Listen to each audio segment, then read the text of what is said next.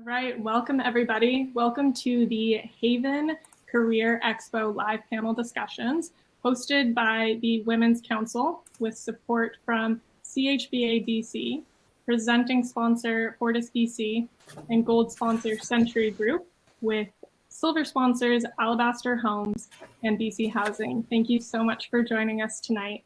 I'm Meredith Ewan. I am a partner at Marino General Contracting. We are a custom new home and renovation company here in Vancouver, BC. I'm also the HAVAN Women's Council Vice Chair, and I will be your moderator for the final live discussion, Trailblazers. So the Women's Council was started in 2018, and our mission is to engage the industry at large, empower women to excel, and encourage more women to not only enter the industry, but stay in construction. So currently, women make up about 5% of the construction industry. So if we can just double that number, we can effectively end the labor shortage in BC. So a couple of housekeeping items before we get started. For those of you that are just joining us, your camera and your mics are off. If you want to ask a question or a comment, please feel free to put them in the chat. Justine from HAVAN will be monitoring the chats, and she'll be reading out the questions at the end of the discussion. Also, at the end of our panel discussion, if you want to ask a question, feel free to raise the little emoji hand, and we'll call on you to join the discussion. So without further ado, let's introduce our panelists. So Cassidy DeVere is the president of Third Generation Homes in Kelowna, and she's also the president of the CHBA BC. Third Generation Homes is a family-run residential and commercial construction company, and they specialize in custom home building. Grace Bergen with Grace Projects Inc., also known as Projects with Grace in Victoria. She is a licensed residential builder, director of the Construction Specifications Canada, the Vancouver Island chapter, and a board member with the CHBA Vancouver Island. Last but certainly not least, we have Lisa Lacey, our business manager at Lacey Construction in the Fraser Valley. She is the chair of the BC Construction Safety Alliance, CHBA BC executive, and co-chair of the ITA Residential Sector Advisory Group. I forgot to mention that Projects with Grace specializes in new homes, garden suites, additions, and renovations. And Lacey Construction specializes in custom new homes, renovations, and commercial work, but they're also heavily involved in outreach, and they put a large focus on removing barriers to trades through partnerships. So welcome, you guys. Hi, Meredith. Hello. Thanks for having us. Thank you. I'm so excited to be here with you, so let's dive right in. Cassidy, your company name is Third Generation Homes, so it sounds like you come from a construction background. Can you tell us more about your background and your career path?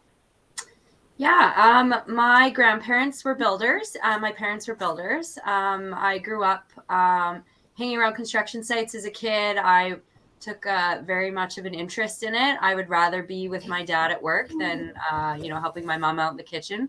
Oddly enough, that's where my brother wanted to be, is cooking, and I'd rather be doing woodwork or anything other than that.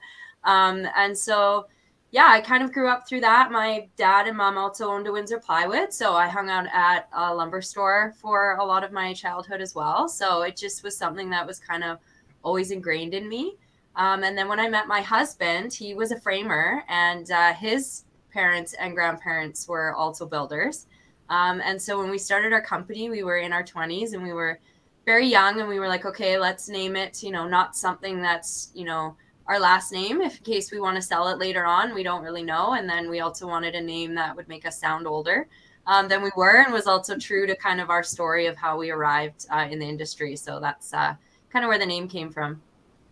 That's awesome. Yeah, it's definitely one thing to be young and starting out in construction, but you and your husband kind of fall into that those two avenues of getting into construction, where your family is in construction, or you just kind of get into construction through another career path. So Lisa, how did you get into construction, and what's your background? I met my husband when I was 21, and he had an established firm in the Fraser Valley. And then looking back, it kind of had further roots. I think like Cassidy, I was out on the chop saw with my dad rebuilding our deck or soldering our copper pipes. And I'm the first one in my family to not get a degree. So it just things that are tangible and hands-on are important to me. And my husband and I, kind of my work in the company has grown over time, and yeah, just really thankful to be part of a family-based business and work with the team we have. Awesome. And what about you, Grace? I came into construction from the schooling side, so as a technologist. So from high school, not quite knowing what I wanted to do, I ended up in the shop area where the guys have automotive and woodworking, and I went to the drafting department, took on drafting, and quite liked it. And then I was given an application for a Women in Technology scholarship. So I did it, and it paid for 2 years of the program, computer-aided design and drafting, and you just keep your grades up. Second year gets renewed, paid for. And then before I know it, I have a diploma in technology, and it was paid for. And next job was working for mechanical engineers. And in general, I guess I'm a mechanically inclined person, putting things together physically, understanding how it works. Things are very logical, common sense is in place, so it felt good. But again, I'm working from the desk side of things. And then after a long maternity leave with 2 girls that were having to grow up so mom can go back to work, I built a house. Me and my husband built a house. And then I said, I can do it. Let's not hire a builder. So I did it, quite liked it. The guys I worked with kept being my trades for next projects that were for themselves. So working for my trades, I was like kind of quite cool. And they encouraged me to keep doing it. And long story short, got my license, and now I'm doing it with my own company.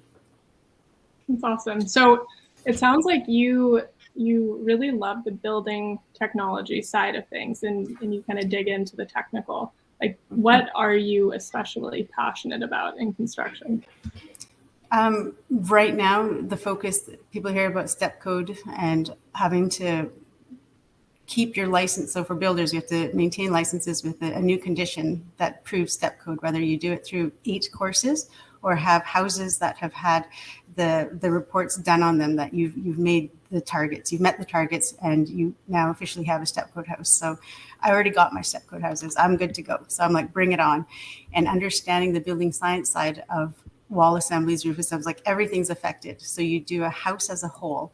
You don't just throw up framing, put the cladding on, drywall it, ta-da. It's like there's so much more involved. And I quite get excited, learning about it, and it keeps changing. So I always stay current as much as I can. And I'm also hands-on. So I show the guys with them, let's wrap the house, let's detail the windows. And I show it to them. So I won't have anyone do something that I won't do. So I do it with them. And it's almost like, oh, Grace, you're an expert. And I'm like, no, I just paid attention, right? And then so even the building inspectors, they've gotten used to me and how I build that.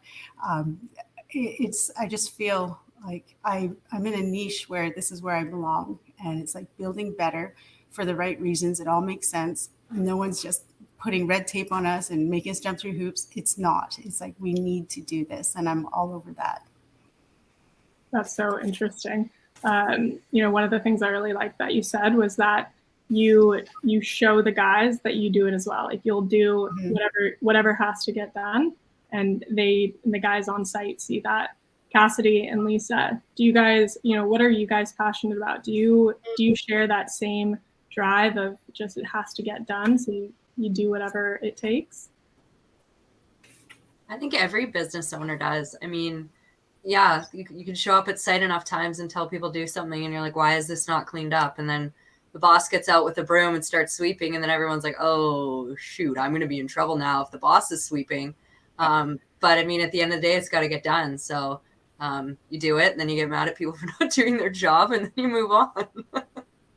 Yeah, I agree with Cassidy. I mean, when we interview people, I always make the point that I'm willing to clean the toilets, so I expect everyone else to do it. And especially building homes for families, we all need to take that to heart. And those little things are really important, right? That's one of somebody's largest investments that they might make in their life. And I think it's really important to kind of bring that from the top down, that care and respect for that investment that they're making. Mm-hmm. Definitely. And in terms of like your guys' passion for construction, like Lisa, I talk to you all the time and you put me in touch with everybody. Like I say, oh, I want to try this out, or the Women's Council is interested in exploring these opportunities. And you're like, I know a person, I'll put you in touch. So for you, like, where does that passion and drive come from of getting more women into construction? I think you mentioned that you have 25% of your staff is female. It's amazing. Yeah, 25% of our field staff are women, which I'm really proud of, and 10% of our field staff are Indigenous. And I can see Sasha in the chat here. Sasha's our heavy equipment operator who spoke in a panel earlier today, which I'm so proud of. So that drive, I think, part of it honestly comes from struggling with like anxiety and depression, and just constantly kind of pushing through and finding ways to give back and just keep pushing. And I think as a woman coming into construction, I mean, I've showed up at the building permit desk pregnant. I've showed up with my puppy. I've showed up with my babies. Like, I'm like, help me help you. Like, I just want to learn everything that you can give me. And so I think it's so important to just build that network of people around you, and it will pay back tenfold. I mean, it's something that we say in CHBA a lot. It's going to give you more than what you put in. And I think definitely taking those time to make those relationships, connect on LinkedIn, follow through, and then connect other individuals is what kind of brings me the most excitement in my day and work. When I can put like two people together and it works out for them, that brings me a lot of joy. Definitely. And, we're all business owners in residential construction. And, you mentioned that you've shown up to the permit office pregnant, you brought your dog to job sites. And this is really a question geared towards all of you. Residential construction is so different compared to the other types of construction, industrial, commercial, institutional. Like, can you guys speak to these differences, and what are some of the benefits to being in residential construction? I think as far as being a woman in this industry, like, who generally is the boss of most households? It's women. And so I think that, we're building a home that's generally centered around, whether they're home the most, they might not be, but do they use the kitchen the most?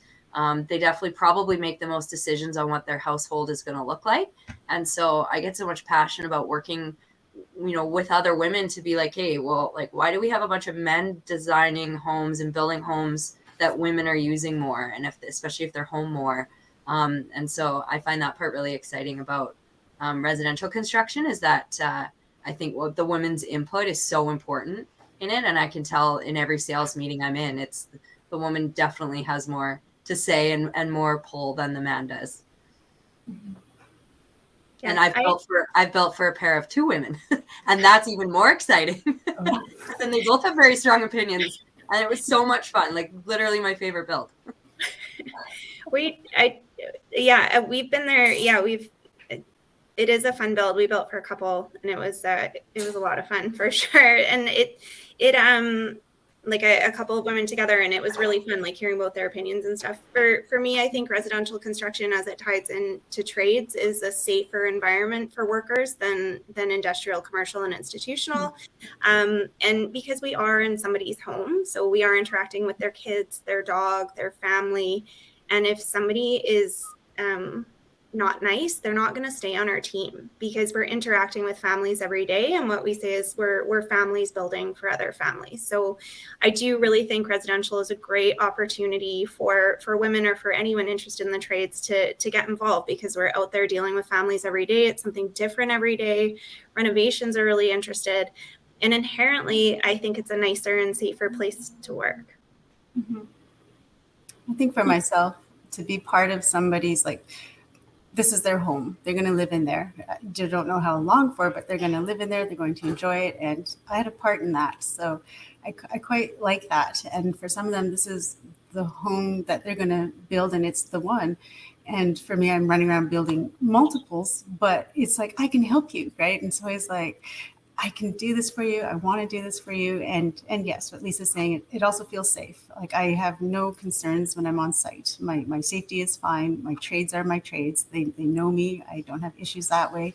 And you feel like it's more, not important, but it's like, here is something that I did. I'm not just one person of many. It's like, this is something my team of like 10, 12 did, and it just feels satisfying. When I think to that point, Grace, too, like we'll all be able to build, like drive past these homes 20 years from now and they will still be there. Mm-hmm. And that's a real intangible thing that no one can take away from you. And that's pretty amazing in a career to be able to maybe take our grandkids past these homes in the future and say that this is something that we built for another family. That's just a true gift in a career. Mm-hmm. Remember all the time going around with my parents being like, I built that house, I built that house, I built that house. I think everyone in construction whose parents, even trades, be like, I worked on that house, I worked on that house. And it really is it's like, yeah, blood, sweat, and tears go into those houses. And at the end, you're like, that was worth it. I did it for them and they're happy. And then Cassidy said something about the ladies and that. I know that for myself, a bunch of my jobs are because I'm a woman and they wanted the softer touch. They didn't want a guy to bulldoze over their ideas. I listened to them. Even though you're standing in an excavation pit and you're about to do foundation, she wants to talk about her wall finishes, her colors, her kitchen. I'm listening. It all matters, And so it makes them feel that they're heard. And I'm like, I will do that for you. I will listen to you. And so that's where, again, it's so satisfying to have the lady of the house not be bulldozed by a guy who's not listening. So, yeah. Definitely. There's certainly the emotional investment, not just from like the clients and the subcontractors, but definitely from the builders as well. So it's, I love what you guys said about families building for other families and how it's a safe environment, because that's so true in residential construction. And there's the, relatively instant gratification where you're not waiting for years for a tower to be built. You can build a house in a year and then you get to drive by it and say, oh yeah, that's mine. Or not mine, but I did that. Yes. So one of the things that we always hear is that a career in trades is the alternative, or it's not something that people necessarily want to go into.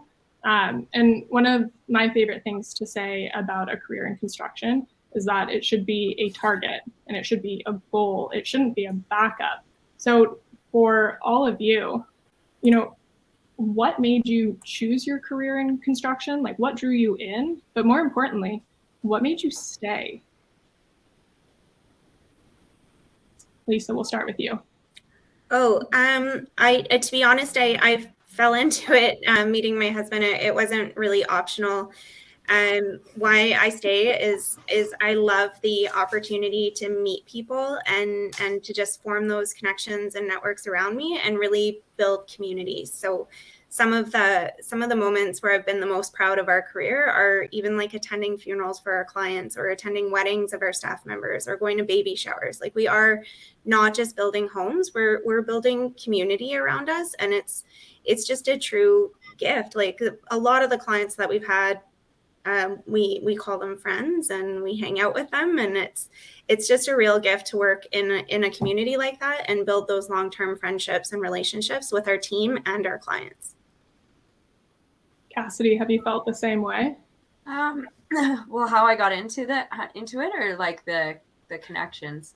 I would say the connections. I mean, you're third generation, so. Oh, for sure. I mean, I think I've had homeowners multiple times tell us like the most kind of intimate details, like, hey, I just found out I'm pregnant. We haven't told our family yet, but like we need an extra bedroom and we know that like you're in for permits already. So like while we figure out our whole life, we probably thought our builder should know that we need another bedroom. And so it's kind of crazy to think that like I got that information before like their parents knew, before other kids knew, before their best friends knew. Like I was the first person they called. And so like that's pretty crazy. And it's the same, like Lisa said, if their parents have died and it's they need to take 3 weeks of break from their build, again, they might have told me before they told other people. I might have been their second phone call that they made. And so to be that kind of close to somebody for, usually we're with someone for about 2 years plus, easily. So you become very, very close with people, and you get to know them very, very well. And on the flip side, they get to know you very well. And it's quite funny when they pick up on your personality traits. And but yeah. So in terms of like going on that same thread, you guys are all in construction. You are very successful. What are some of the benefits to choosing a career in construction?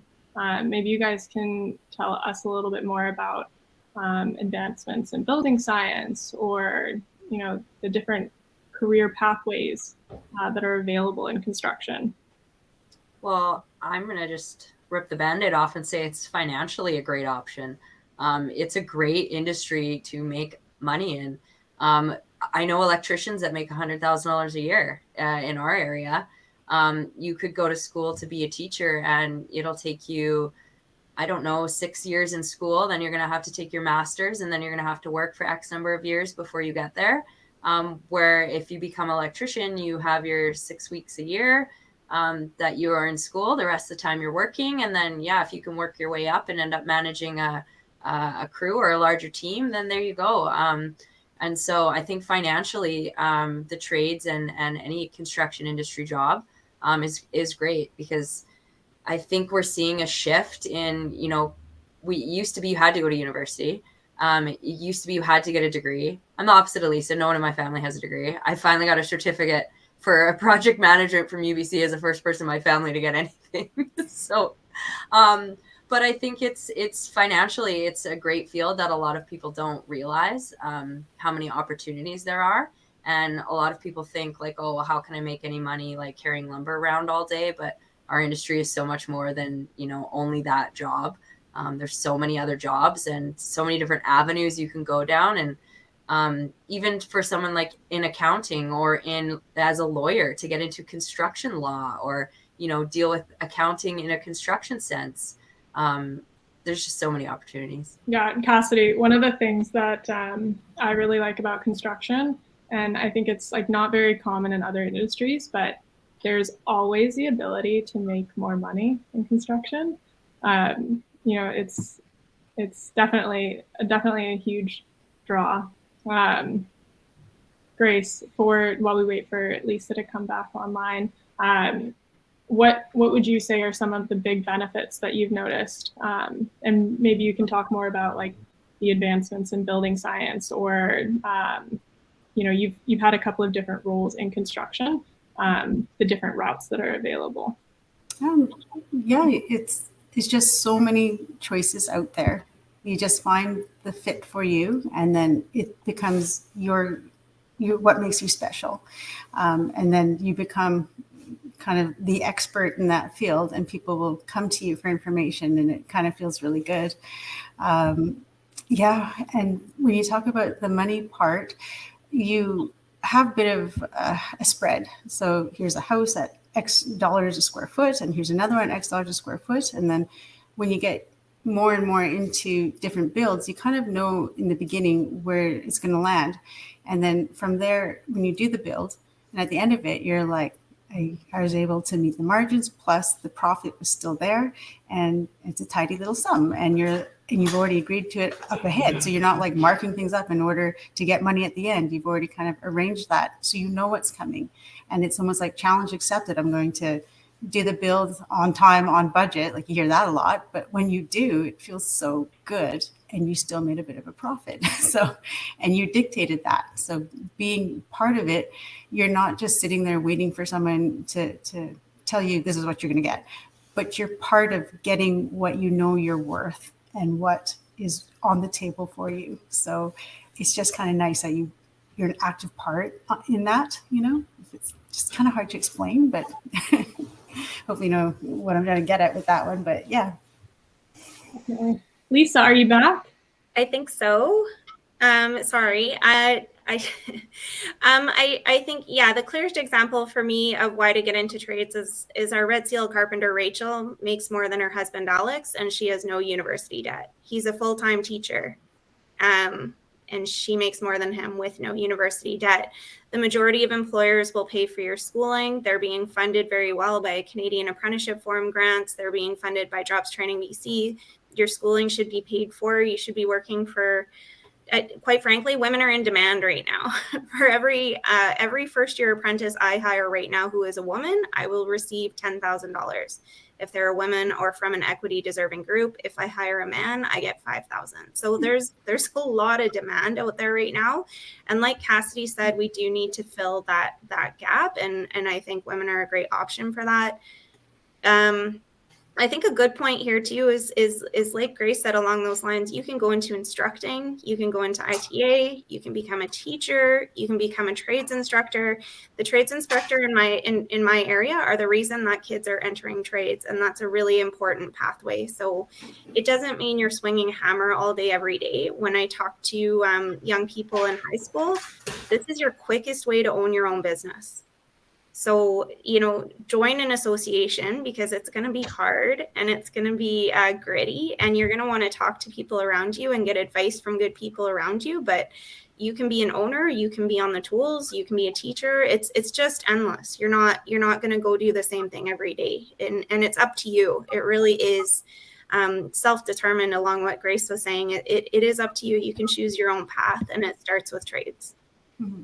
And then to further that, the way Lisa said it was what I'm unable to put into words. It's more, all of my trades are subs to me. So they are their own companies. And that's where we all work together, that when we build a house, we've already kind of determined what we're all coming out of it with.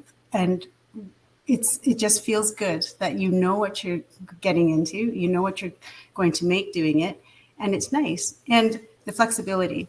So we do work in phases. So it's like you get your phase done. You're not there 8 to 5. You leave when you're done that phase. And we all know that we're all working as a team, get it done. And it just, again, we're all satisfied and it feels good, and all small business owners. And I think, oh, sorry, go ahead, Lisa. Right. Well, and just that teamwork is so key. Like, we golf together, we hike together, we do Secret Santa. Like, we work hard and we play hard, and we really enjoy it. So I was just going to add, I think it's the diversity, like you said, Lisa, the diversity of tasks that you're given, even for myself. But someone in my office one day could be, picking out flooring. The next day they're doing electrical walkthrough. 2 days later, they're driving a truck over here. And it's like every day is so different in our industry. And you get to use so many different skills. Like, my goodness, if I thought I'd be doing as much creative writing as a business owner, like, I would have maybe hopefully paid a little more attention in high school. I nailed math, but man, English was rough. And now I have to write blogs for my website. And so it's, there's just, like I said, so many different things, so many diverse tasks. It's just always so exciting. It's never a dull moment in our industry. That's for sure.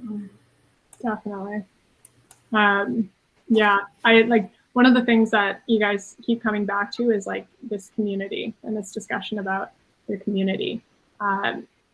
You are all very successful. So how did you build your careers? Like, how did you find your team and support network to get you to where you are now? I think it's word of mouth on my end. The guys would tell the other guys, and they work for her. She's really organized. She's on top of it. And they would come, and I'd meet them, and it's almost like you do these little pseudo interviews and you see if you're a good fit. And so it's like it's been 7 years now that I've been in it, and it's like, it's solid. It just feels right. And it was all because linking to this person, to this person, to this person. And there's a couple duds where they don't work out, but the ones that stick, that this is the team. This is who I work with to get the projects done. Mm-hmm.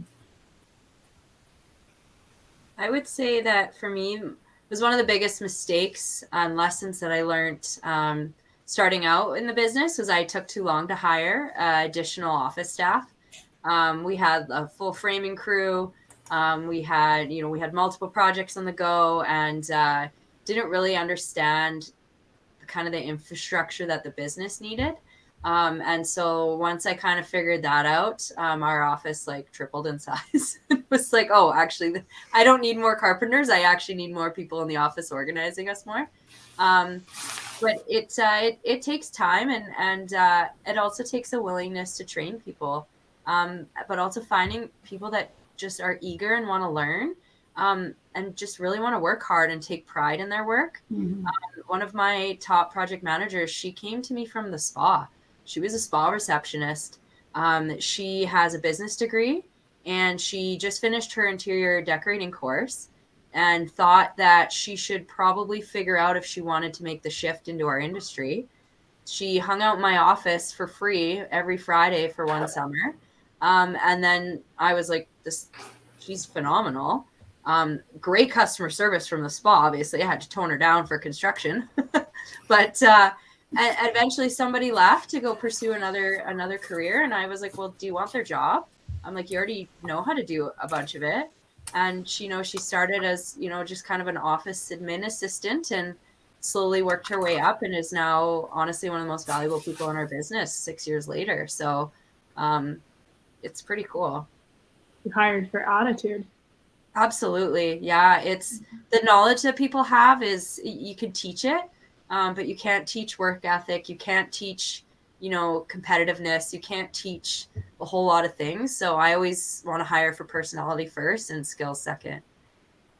Yeah, I second that, Cassidy. We hire for attitude and not experience necessarily, especially because we are a diverse team and we need people to be part of that and join in. So I think, again, with the trade shortages that are happening as business owners, we really need to go out and get involved with our trades training partners, going to job fairs, volunteering our time with wood shops, getting involved with those teachers and helping support them.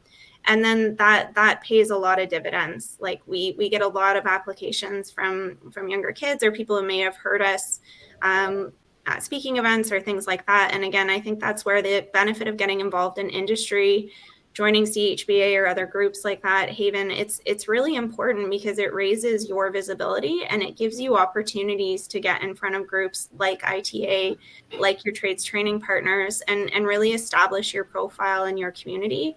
Another thing that we have going for us is just our amazing diverse team, and primarily how many women we have. So you just having diversity on your team makes you a more welcoming space for people to apply. That's really important. But I think instead of complaining about trade shortages, complaining about employee shortages, like get out and get involved, go volunteer, take the grade 6 class, do a skills competition, things like that. I think it's important for all of us to engage with industry in that kind of volunteering for supporting the next generation of tradespeople coming behind us. Definitely. On that same thread of, getting involved in associations, building your network, building your communities, where do you guys see the future of construction headed? I know that all three of you put substantial effort into changing the construction industry as it is now to be more inclusive, to be more equitable. So I'd love to hear from you guys about what you think the future of construction looks like. It's going to be very different. I think it has to be very different. I think we can't, we know we can't keep going along the way that we were. And our industry is changing rapidly. Our codes are changing rapidly. Our climate is changing rapidly. And we're just straight up not going to be able to build enough homes unless we get find different ways to build, or like you say, get more people, more diverse people into the industry. I think CMHC came out with their labor projections for BC, and we need to double our best case scenario in order to build enough homes. I forget what year it is, but yeah, it's a lot. So we can't keep going. We can't keep building the way we are right now. No, for sure. And I think that diverse workforce gives us an opportunity for also working toward better and safer work environments and focusing not just on workplace safety physically, but workplace safety emotionally, tying into like the BC Builders Code from BC Construction Association, and just looking at different workplace strategies that make it safe for everyone. and making it a welcoming and diverse environment. And then looking at those new and emerging technologies like modular construction. The majority of our framing comes pre-framed from Winton Homes. So we're bringing it in, it goes up in less time, and that helps save time. So I think all those things working together. And again, that's where staying in touch with groups like this, coming to events like this is a great opportunity to hear what's emerging from someone like Grace, who's on the leading edge. Like, she's talking about where construction is going. And so it's opportunities like these to hear from leaders in the industry like Grace. Yeah, no, it's definitely going to be a different kind of construction. There are some carpenters that are, I've been doing this for 20 years, 30 years, and they're quite resistant to it. And guess what? They're not on my team. So what they see and how I do it, it's like, well, that's too bad, because not only am I a female and I'm also embracing the change. And so that is kind of different for them. So as much as the compatibility to work was there before, but now with the building science coming in and all the new ways, like, you can't get to the next stages of inspections until you get that hit your numbers, right? You don't have to hit the mid-construction blower door test, but you should. And so I don't go to the next stage until I do.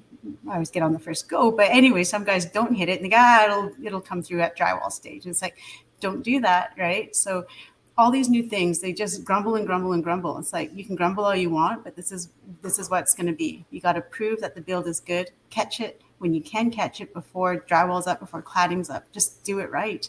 And I have no problem with that.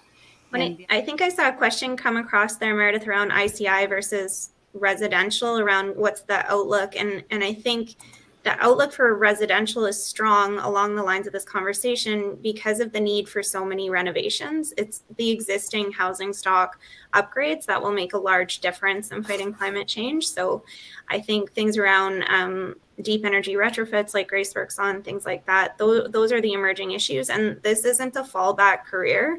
It is a house as a system. You need to know how everything works together in order for it to come together. So I think residential renovations are going to continue to be very strong, especially through a recession. Definitely. Very well said, all of you guys. Thank you. We are getting to that time where we should start opening the floor to questions. Lisa, thanks for starting it.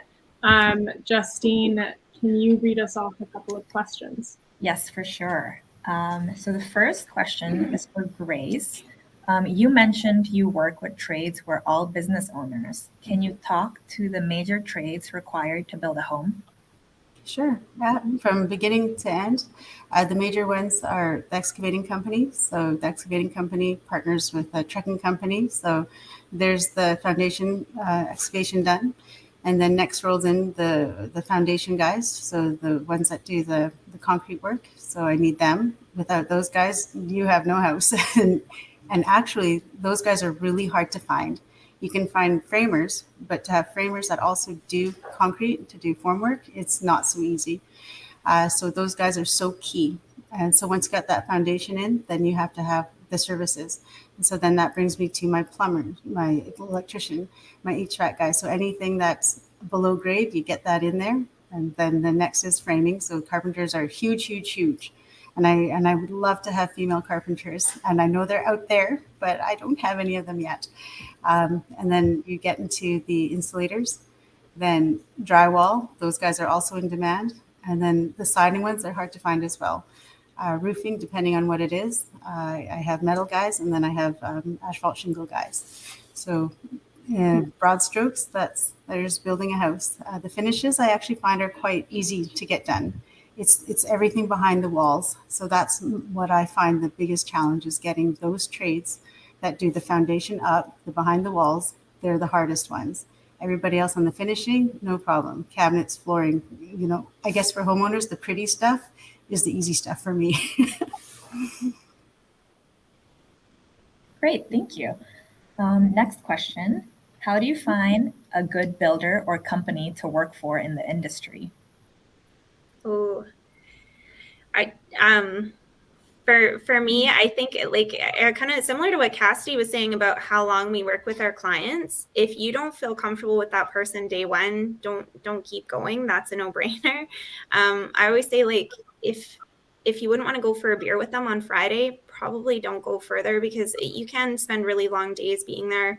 It's always fair to talk to other previous employees or employees who are working there and just say, what's your experience here?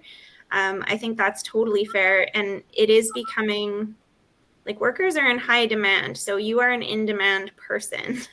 So it's you can't ask for the moon, but it's definitely fair to ask for, making sure that's the key. The key thing would be like, is this a safe environment for me? Do I feel safe here emotionally and physically? Am I being offered proper safety training? Am I being onboarded? Am I being welcomed?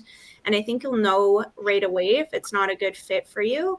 And there are lots of other options out there. And I'm not going to say that it's easy always being a woman in construction. Sometimes there are some really not nice environments that you can walk into, but you don't need to stay there too. So if you go, I would, look for local home builders who are near your area. Decide whether you want to commute or not commute, because that is a big difference for some home builders, how far you're going to be driving. And just be sure you feel comfortable there. And yeah, anyone who works for us has to love dogs. So, I mean, there's some funny, like, we're typically families, right? So you do need to kind of fit into a funny family dynamic. And I think going after smaller builders rather than larger ones probably is a good place to start. Generally, a smaller to mid-sized company definitely feels more like a family than if you go to a giant corporation with 600 employees. It's going to be a very different feel. So I would say do your research. You can find out a lot on their websites. I mean, contracting companies' websites are for selling, and they're for, potential clients looking at them. But it's kind of the same message when they're out kind of selling to employees of like, hey, this is what we do. These are our core values. This is what we believe in. Have a look at our team. Do you see yourself being in this team with us? So it's a great place to start. I know in 2018, I had a female carpenter come into my office. She was doing an assignment for school, and she had to go out and interview builders. And she came in my office, and I was like, oh, absolutely. This is awesome. This sounds great. Of course, I want to sit down and chat with you. And then later on, after she graduated, she came and asked for a job. And I was like, well, I'd love to hire you. We're not hiring right now. And she kept coming back, I was like, okay, well, we're not hiring, but we need to hire this girl because nobody does this. Nobody shows up this much. And she said to me that it was because I was nice to her, and she had walked into several other offices and they were just mean to her. No one wanted to talk to her. No one wanted to take the time. And so, yeah, I think if you do some research, you'll find that it probably won't be that hard to find a few good companies to work for. Definitely ensure they're going to put you through your apprenticeship too, if you are in trades or trade school, and that's something important to ask for if that's something that you want to do in your career. And I would absolutely suggest, if you are a carpenter or any kind of tradesperson, going through the ITA apprenticeship steps, and your company should support you in that. They should support your career and your success personally and professionally. It takes all of us working together in a positive way to get it done, and we all need to support each other. So like Cassidy said, it won't be hard to find somebody that's the right fit. It just may take a bit. Totally. I want to just add one thing. If you are looking for a career in construction, and depending on what your career goals are, it's always helpful to ask your potential employer, like, where did people in your company start and how did they grow? Do they build their team from the bottom up? Do they hire outside? Because, ultimately, one of the best parts about residential construction, it's what Lisa, Cassidy, and Grace have all said, is that it's families building for other families. So if you're going to invest in a company, one of the best things to look for is a company that's going to invest in your growth. Mm-hmm.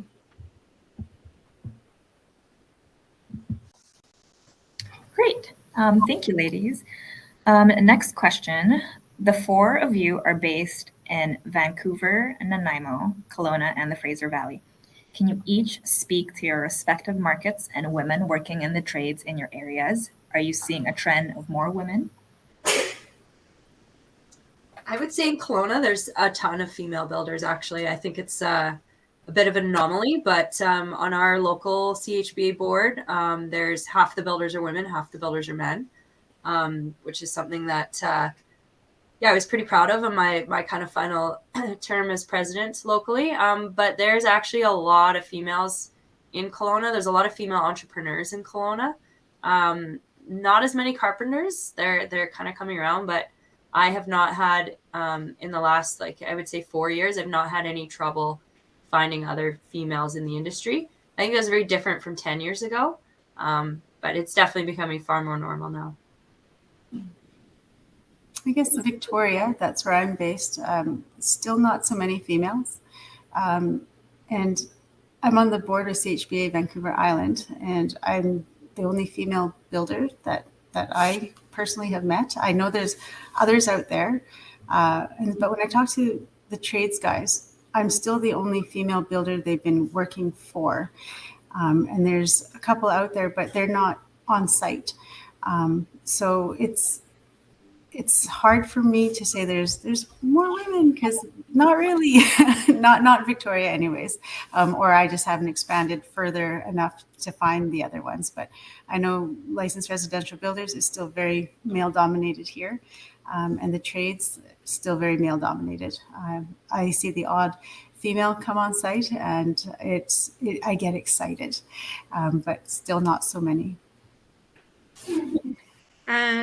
Yeah, I would say in the Fraser Valley, the majority of our builders are Indo-Canadian, building homes out in the Fraser Valley, and the majority of our builders are also family businesses. So while it may be run by the husband, the wife is there too. So we have a lot of really strong couples that are running companies, which I think really adds something. I can't do what my husband does. He can't do what I do.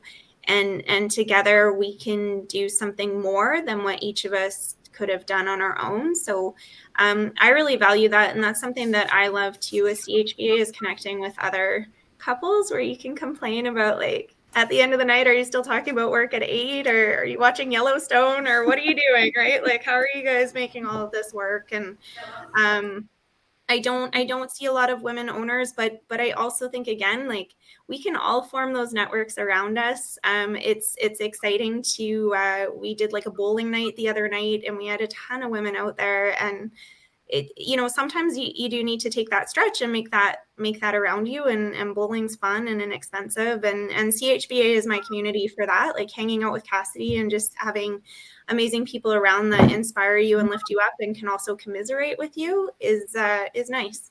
So Definitely. Yeah. It's pretty similar for Vancouver, as a lot of the construction companies are family owned. So husband and wife, it's what Merino General Contracting is too. Definitely when I started in construction, I don't think that there were as many women in construction. I think that there's been a huge shift over the past couple of years. There's obviously still more work to be done, but home builders associations are key. Like, the work that you guys are doing is phenomenal. The Women's Council created a community and a network for me that I didn't know existed in construction before. And it's made me realize that there are a lot more women in construction. They just might not be in the areas that I necessarily thought they were before.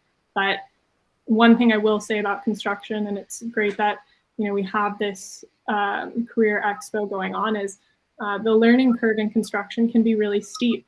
There's a lot of technical knowledge to learn. Renovations are very difficult because every renovation is different. So there's a lot of schooling, and there's a lot of experience that has to be had before you can truly feel comfortable being a woman in construction. But we're definitely getting there. The more women that join, the women like you three that are currently in the industry, I think we'll see over time more and more women join and thrive in construction. And going to job fairs in high schools, the next generation is coming. I have just as many women come up to my table as men, and they're more motivated and they have their resumes ready. And I'm like, you guys are set. Like, I'm really excited about the group of high school students that we have in British Columbia and the support for trades training in BC. So yeah, the one female that came in my office that I was talking about for her interview, she said one of her questions she asked me is, what should I have on my resume to get hired? And I was like, have a resume, and preferably spell your name right and include a phone number on it. Because you will not believe how many people apply for jobs and there's no resume. It's their name and a phone number, and they can't even capitalize their first name. Like that's where the bar is. So like you've got this. You'll be fine. Just have a resume. Awesome. We have a question from Aaron in the chat. My company is supportive of women in the workplace, but outside of work, contractors sometimes are hard to communicate with because of my being a female.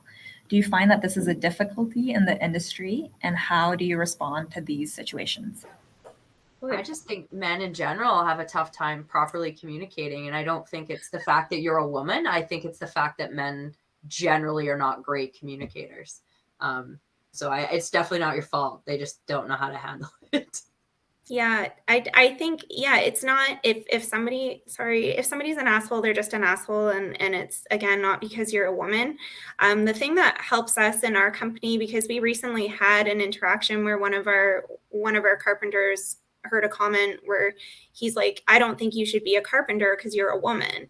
And using the BC Construction Association Builders Code kind of gave us a framework for how to walk through it and have those conversations, and finding out that it was a cultural difference and not, so it's everyone's kind of on different paths for where we are. And for us, it's about having those open and honest and sometimes really difficult conversations, and just ensuring that all of the language we use is inclusive of everyone, right? A safe environment for women on a job site means a safe environment for everyone. So it's important for all of us to kind of raise the bar for our safety, not just because, hey, we hired a woman and now we got to like keep the washroom clean. It's like everyone likes a clean washroom.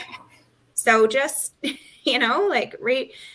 see what works for you, what makes you feel comfortable in it. And I think if you're having those hard conversations on your workplace, I'm sorry you went through that. And I hope that you have somebody who can support you there and talk through those conversations. Never hesitate to go directly to the top, because the person who owns the business should be the most horrified to know that you don't feel comfortable with a trade. When we've had that in the past, then maybe we've had a time where those people didn't work on the same job site. And thankfully we have multiple job sites where we can move that around. But your company should really be helpful in helping you through that, and then checking back in with you and just making sure it's not still happening. But that's for men and women. Like it's for all of us. A safe environment is a safe environment for everyone.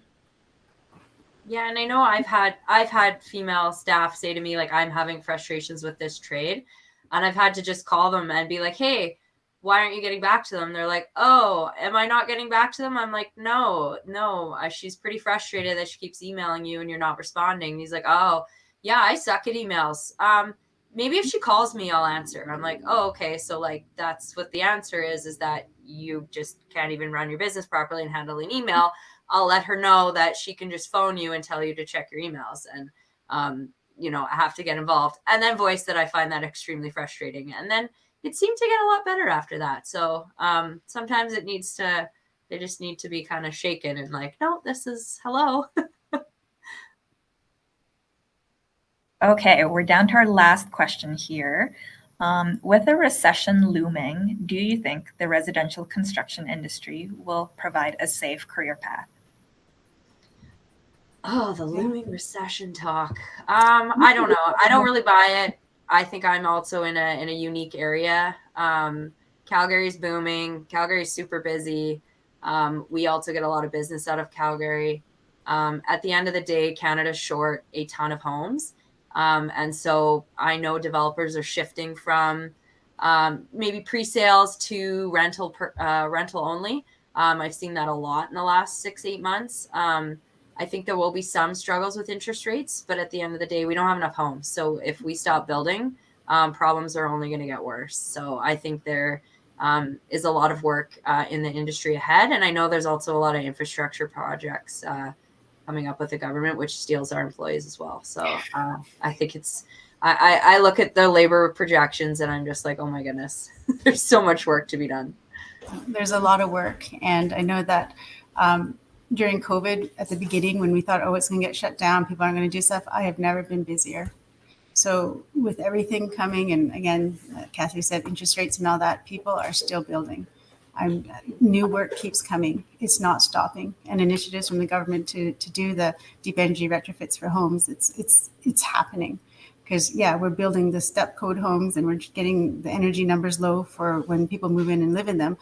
But look down the street, there's a house right there, a 70s house, sucking all the energy. So we got to adjust those as well. And they know we do. And there's a number where it's like in the tens of thousands of these homes that need to be addressed. So the work is there. It's not going anywhere. I was super busy in 08, 09. Very busy. Yeah.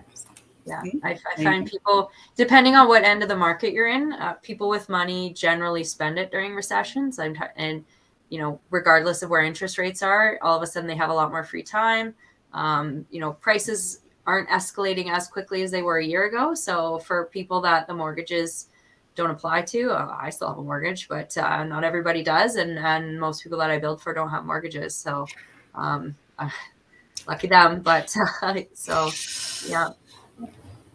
I think it's across the province, and even when some areas are struggling more, I mean, we need to double the number of housing for First Nations in the province as well. Like, residential doesn't just mean the house around the corner. It can be remote communities. It can be northern BC. It can be anywhere. It can be, you know, shelters and safe housing for women. Like, you're not pigeonholed at all by being in the trades. If anything, your whole world is going to open up. And if you go Red Seal, it's going to allow you to travel with that too. And then you can earn whatever you want as a welder or an electrician on the other side of the world. Like, it's just the sky is the limit, and it might change where some of the opportunities are through this, but definitely renovations and residential are not, they're not dipping significantly, and they're expected to bounce back completely by the end of next year.